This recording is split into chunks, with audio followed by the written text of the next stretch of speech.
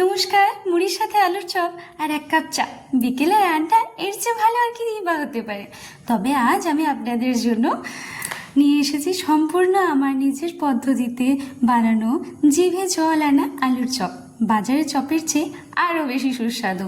আদা, রসুন, শুকনো লঙ্কা, ঝাল ঝাল ফ্লেভার, সাথে আরও কিছু গুঁড়ো মশলার ম্যাজিক। একবার খেলে দোকানের চপ খাওয়া ভুলে যাবেন। চলুন চটপট রেসিপিটিতে যাওয়া যাক।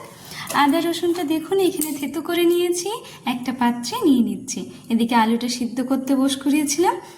ওভেনটা অন করে তাতে গ্যাসটাতে আমরা কড়াইটা চাপিয়ে দিয়েছি।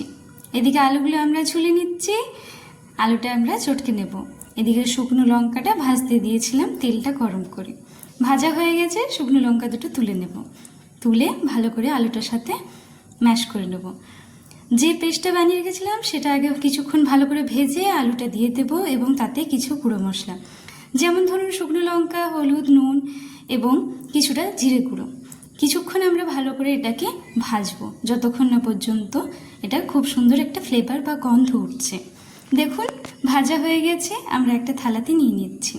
কিছুটা সাদা তেল দিয়ে আমরা চপগুলো ভালো করে নিজের শেপে আর কি বানিয়ে নিয়েছি। আপনারা যে কোনো শেপ দিতে পারেন, আমার এখানে যেমন পছন্দ আমি সেখানে দিয়েছি। তেলটা দেখুন গরম হয়ে গেছে, ব্যাটারটা আগের থেকে তৈরি করে রেখেছিলাম, চপটা ছেড়ে দিলাম।